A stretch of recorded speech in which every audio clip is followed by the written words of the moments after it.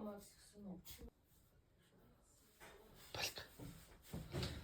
Кыш-кыш-кыш.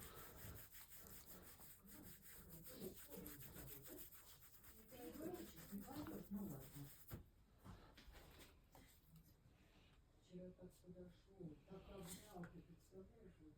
Или так вот прижалась.